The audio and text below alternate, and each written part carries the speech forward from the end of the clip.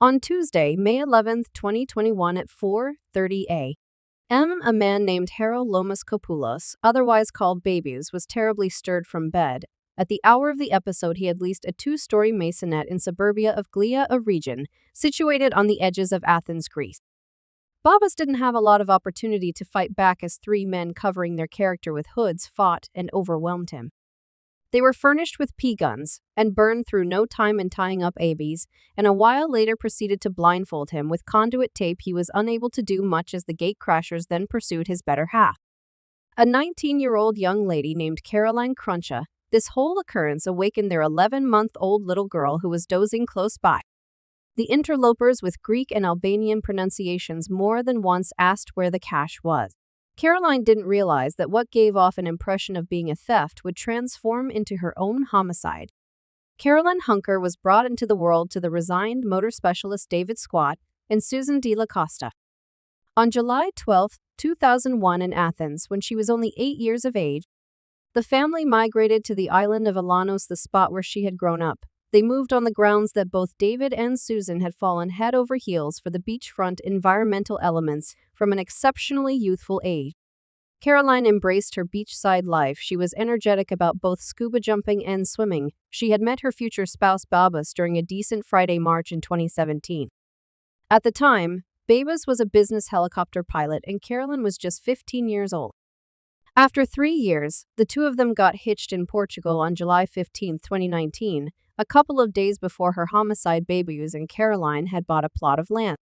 The two, Babies and Caroline, had plans to assemble their dream house on the land for them, as well as their newborn child, little girl, to work with buying the land. Caroline had gotten €50,000 as a gift from her folks. With respect to the development costs, the couple had around €10,000 stowed away in their home. People in general in Greece at the time didn't depend a lot on banks, as they were at non-stop gamble of confronting liquidation. Considering such conditions, it was normal for the overall population to have cash buried in their home. As it was considered a safer choice, Caroline presumably had a comparative viewpoint for putting away money. Furthermore, in no way, shape, or form would have guessed what might occur on May 11th. A weep for help, the two, Babas and Caroline, close by their little girl, were tortured with dread as the gatecrashers got some information about the end. While trying to end the void that had come to pass for them, Babas told them precisely where the cash was covered up. An area that is considered rather unpredictable, the gatecrashers opened the imposing business model tabletop game box and took all the cash Babies and Caroline had buried for their dream house. Yet, they didn't leave. Every last one of them continued to wander from one space to another. As they grabbed gems and different things of extensive money-related worth, the thieves needed all the more, yet Babies and Caroline had surrendered all they had and in urgency and dread asked for their lives. What's more, that of their girl Babies could hear the shouts of his significant other as the gatecrashers held a gun against the 11-month-old baby. Albeit blindfolded, he battled consistently against the limitations anyway. The rope around his neck was fixed to the degree that he continued to black out all through cognizance. He at last swooned and afterward recovered his faculties. Inevitably, once cognizant, he found that the men had gone out. Right now, the main thing he could hear were the agonizing cries of his newborn child girl. In around 30 minutes or so, Babies had the option to draw near to his cell phone and dial crisis administrations utilizing his nose. When the call associated, Babies shouted out for help, requesting that crisis administrations send an emergency vehicle and give them his area. Considering that he had conduit tape around his mouth, the whole call was loaded up with suppressed words. The administrator on the opposite end asked Babies to make sense of what occurred. Be that as it may, burglars came in, was all he could say. 90 minutes had gone by since the gatecrashers had broken into Babies and Caroline's home. Specialists on call showed up at the scene around 6:00 a.m. As they hustled up the front moves toward go into the house, what they saw must be characterized as terrible. Inside, the living space and kitchen had been totally annihilated. The drawers were open and void with different possessions dispersed across the whole space. Among them was an open syndication confine, a similar box which Babies and Caroline had secreted the cash. People on call likewise found a security cam on the lounge room love seat. Maybe it had been ripped off the walls while the camera was lying on the sofa. Its memory card was absent from the flight of stairs. Balanced the carcass of a white and earthy colored imposing doggy. who had been choked with her own rope babies, was tracked down on the floor of the principal room. His eyes and mouth were canvassed in pipe tape that arrived at his neck, and limitations kept his hands and feet despite his good faith. On the bed, lying face down, was Caroline Hunker. Their baby girl was close to her, crying and applauding. As she pushed her mom, trying to awaken her, Caroline is pronounced dead. Their girl, while in clear misery, had all the earmarks of being safe. People on call, anyway, rushed to notice Caroline's fair skin and established that she was killed. Babas went into noticeable shock when he was liberated from his limitations and saw the cadaver of his significant other, the lady he'd been infatuated with for the beyond 5 years. The officials rushed to guarantee the well-being of the newborn child and started to question Babbitt. In light of his side of the story and the condition of the crime location, the presence of 4 not set in stone.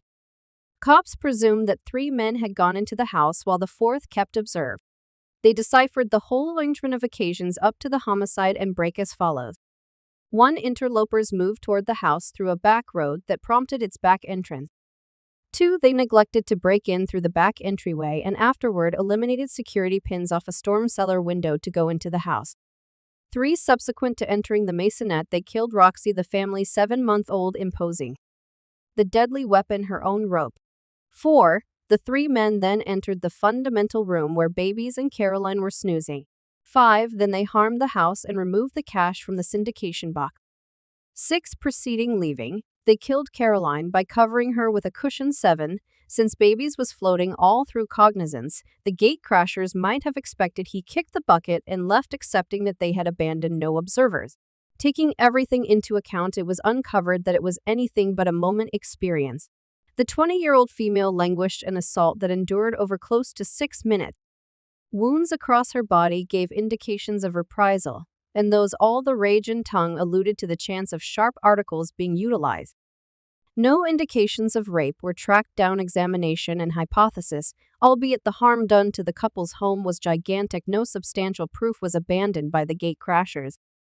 The main thing that crisis specialists on call found in the house was the hood of one of the gate crashers.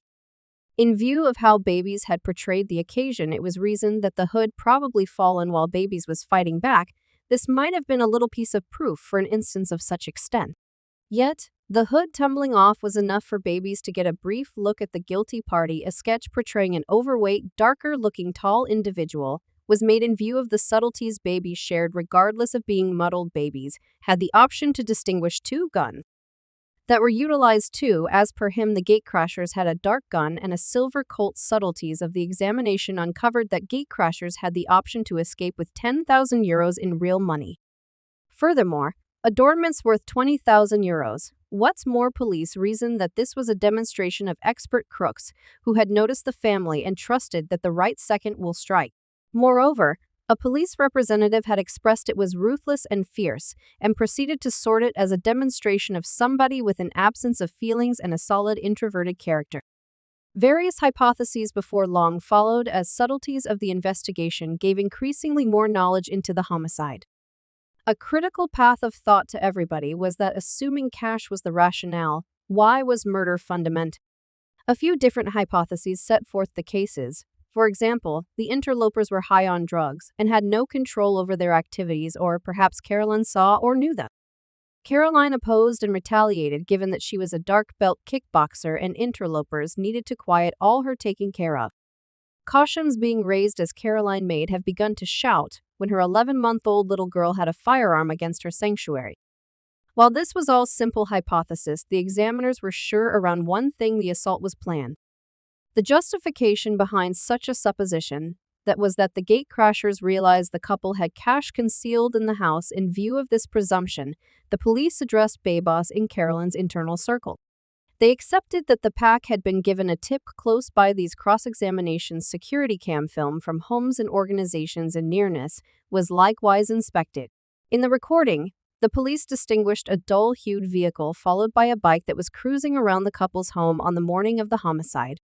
Caroline Hunker is let go. Caroline Squat was let go 3 days after the homicide. Her entombment site was the Greek island of Alanos. Similar spot her folks had fallen head over heels for, and a similar spot where she grew up. Babies honored his significant other and said he was fortunate that he had met Caroline, extremely fortunate that she cherished him. and surprisingly, more fortunate that she was the mother of his girl. He proceeded to say that their girl would grow up not recalling her mom. Babies added that Caroline was the delight of life. Furthermore, will constantly be close to him through their girl. While Caroline was being let go, a vehicle was pulled over in Upper East Greece as a standard stop. Inside was a 36-year-old Georgian public male, Georgi Haridzvili, in transit to the Bulgarian line. He had given over his visa. Yet, it was this before long distinguished as a phony man. And how is this connected with Caroline's homicide?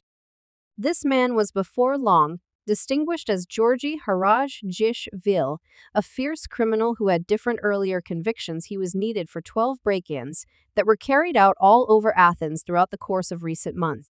What painted him as the logical guilty party was the way that 3 of these violations were committed around Baba's and Caroline's local. One of the 3 was in December, when Haridzvili and 3 others broke into a house through a back window.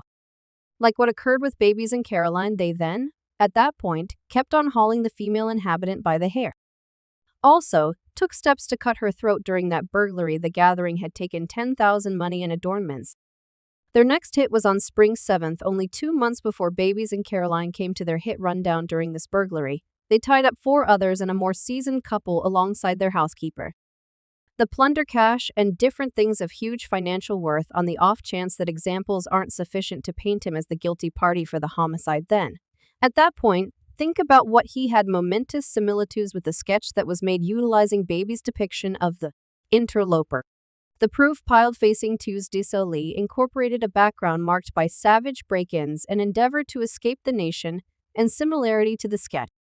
Considering this, the police were all sure that they had found their man. Haridzvili was captured and berated for 4 days, during which actual method for finding solutions were likewise utilized. He was over and over interrogated regarding getting to the area, going into the house, and killing Caroline. The actual means used to find solutions left him concussed anyway. He kept his position and expressed that he'd never known about Caroline Hunch. The proof police had against him had come up dry.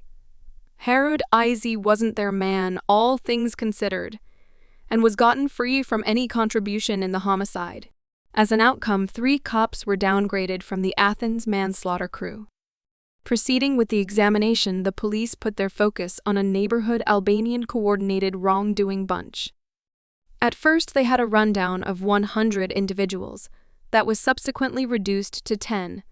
These 10 were people who were on a rundown of hoodlums, known as the Red Rundown.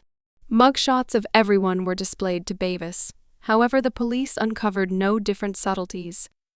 The case was taking more time than expected to settle, and people in general was starting to lose tolerance, given that wrongdoings in light of race had expanded. The data on Caroline's case were scant to such an extent that even a colossal money-related reward went unclaimed. Occupants of Athens at this point were living in dread, not realizing who might be the following casualty. Media reports from the time referred to specialists saying that this was not a standard case. What's more, assuming it would have been addressed. Some examination subtleties that were uncovered expressed that there was no DNA or fingerprints. Caroline's family were clearly appreciative for the proceeded with quest for equity. Babies told writers that he wishes that what was befalling him could never happen to any other person. He upheld police endeavors and kept on fronting the media, all to keep Caroline's case alive. Babies was even dynamic via web-based entertainment, responding to questions and offering thanks for proceeded with help. An advancement came on June 17, 37 days after Caroline was ruthlessly killed. A little commemoration administration was being held for her on Onassis. The people who had come to grieve saw the analyst at the service. The specialists held on until the occasion had finished up, and afterward started to approach Babies carefully, requesting to be accompanied to Athens. The investigators at the time had new data about the case. Also encouraged Babies to come and distinguish the man. Babies, not understanding what lay ahead, concurred. At this point, the specialists had circled back to a considerable amount of leads and examined a few key subtleties the night on which Caroline was killed. These subtleties didn't make any sense. Babies had let the police know that the gatecrashers broke in from the storm cellar window yet. That window was tiny, and with the build of the alleged executioner Babies had portrayed, it was impractical for that to have been the place of section. Babas had likewise guaranteed that the house had been destroyed by the gatecrashers anyway. The neighbors let the police know that they heard nothing of the sort. Furthermore, the sounds that evening were of a couple's pup crying in distress, no house being destroyed, no calls for help, no crying newborn child. The house had no fingerprints or DNA. To top it all, the subject of why the gatecrashers would tie up a male and battle a female was raised. Babies had likewise guaranteed that the gatecrashers probably taken out the memory card for the family room surveillance camera. Yet, information from the camera uncovered that the card was eliminated at 1:20 a.m., a couple of hours before the hoodlums had probably gone into the house. Further subtleties were that Caroline was wearing a smartwatch that observed her heartbeat. Her heartbeat readings from 3:58 a.m. demonstrated she was snoozing, yet the ones at 4:05 a.m. were up by half, demonstrating serious physical and mental pressure in the readings at 4:11 a.m. shown that her heart had halted. This was before the time Babas had guaranteed the homicide occurred. Babas then again had a wellness application on his cell phone. Information from the application uncovered that he was moving around during the time in which he should be restricted. The police had likewise attempted to reenact Babies dialing crisis administrations with his telephone. Anyway, nobody had the option to do that. Police examinations uncovered that Caroline had endeavored to book a lodging for herself in her little girl on the night she was killed. An instant message shipped off her companion likewise uncovered that she was taking steps to leave Babas. A while ago, when Babas had met Caroline, he was on vacation in Alanis. His mom had lived on the island. What's more, was an instructor at Caroline's school. Babies at the time was charming, sharp, wanted to take photographs. Furthermore, was wealthy monetarily. He acquired Caroline's consideration by flying a helicopter over her school. This was to some degree a fantasy that most teen young ladies have, yet for Caroline's situation, she was ignorant that this fantasy would, before long, transform into a bad dream. She thought they were the ideal pair and brought her family into certainty, letting them know she was cheerful. Babies proposed to Caroline 18 months into their relationship. At the hour of the proposition, Caroline was underage, however turned 18 3 days after the fact. The couple traded promises and got comfortable genera. In the underlying long stretches of their marriage, Caroline went to school in Athens, and Babies kept filling in as a pilot. The two of them were dynamic via web-based entertainment, sharing the blissful everyday routine they were experiencing from their online entertainment handles. The couple seemed, by all accounts, to be in an euphoric relationship loaded up with adoration and sentiment. The story in Caroline's journal had a place with totally various sorts in her journal. She frequently scrutinized her relationship with Babus. In the year 2019, she expounded on battling with Babus and how serious the battle was. She had referenced that she was anticipating leaving and going to her sister, and that she was uncertain if she would go on with him all through their marriage. Babies had become progressively manipulative, and to some degree an obsessive-compulsive person. This conduct was established back in their forward-thinking wedding. When Babies and Caroline took promises, they deserted having a conventional Greek wedding that would be loaded up with festivities, loved ones. Rather, they had run off. What might have felt like a heartfelt signal from the man of her fantasies was without a doubt an endeavor to confine her. The confinement endeavors proceeded when the couple got back. Babies was the one in particular who put food on the table, and Caroline was only a college understudy, absent a lot of cash. Susan, Caroline's mom, would send some, however, that excessively would be taken by Babas. In her journal she had composed, "I love Babas, such a lot of that. I can't leave him despite the fact that this relationship harms me." Subtleties of a sorrowful showdown with her significant other were likewise tracked down in her journal. She had referenced that she needed to leave Baybuzz, however, considering that she was pregnant. She couldn't. Caroline composed, "I remained with him, so my girl wouldn't grow up without her two guardians." Another passage dated July 2020 from her journal read, "Today, my little one is a month old. It's likewise the day I told babies I need to leave.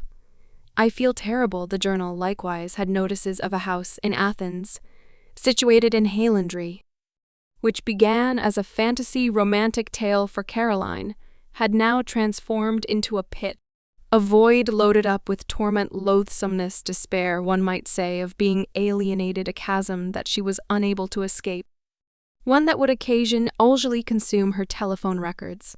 Hours before her homicide, likewise uncovered factious and confrontational messages with babies, while the two were at home, together, filling in as a demonstration of how far off and broken the relationship had become.